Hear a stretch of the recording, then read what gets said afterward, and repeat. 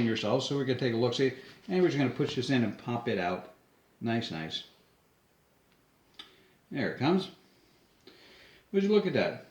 There it sits, and this was leaking by, and as you can see, it's a little bit the same thickness as the other one. It's just got thin, and it allows the oil to flow past. And so I happened to buy this other one on Amazon.com, and this, the original one, the new one of this was $13 at the Advanced Auto. But you know, Advanced Auto didn't have these ones for sale. Didn't have this little item for sale. Probably because it hides so well in the envelope. And there it is. So here's the new one. There's the old one. And we're going to put that back in and make and complete our repairs. Before we do that, we're going to take and just give it a little bit of cleanup, a little bit of love to this part to make sure it's nice and clean. Mating surfaces, because that's what we do. You know what we do, Barty? Yes. Ah, thanks. It was very spontaneous too. And we clean this off over here.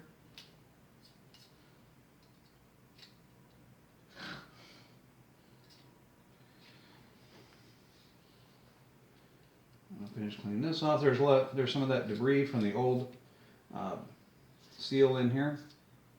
So we're going to clean that off quick as a cricket.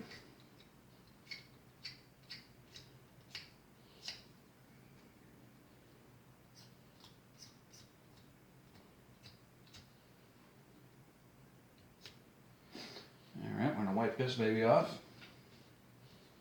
Oh, that looks good now, see?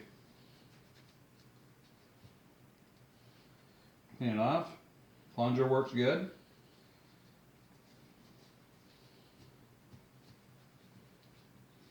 You see, if I had known about this back when I had it apart 2 weeks ago, I could have replaced this little item, and at the same time, I replaced this one, and would have made one repair. Then I had to go back when I saw there was still leaking from on the upper area. I had to go ahead and replace this one. So 2 repairs, 1 repair at the cost of 2. So, and we're going to go ahead and put this in nicely.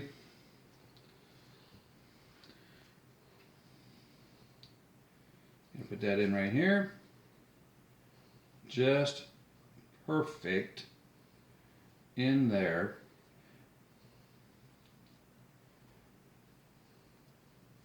Fits in there perfectly, like it should.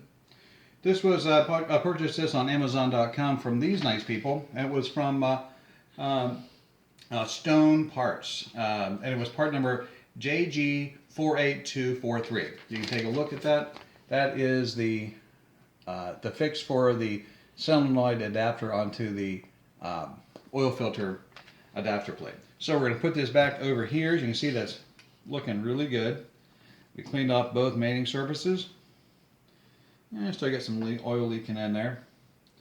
And as you can see, you can just match it up to where it was before.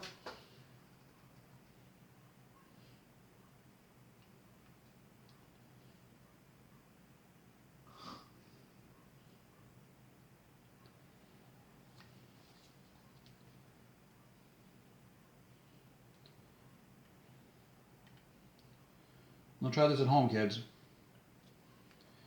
And I'll put them in hand tight first.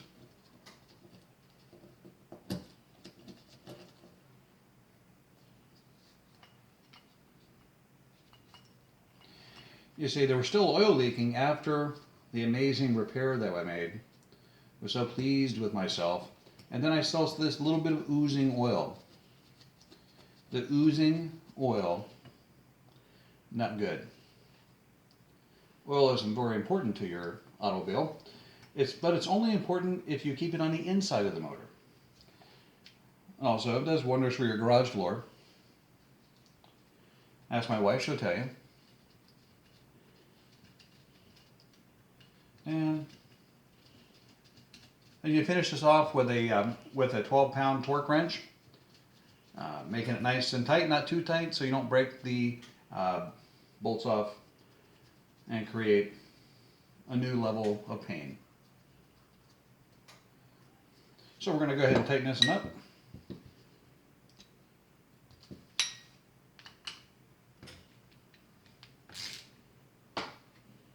Snug it up.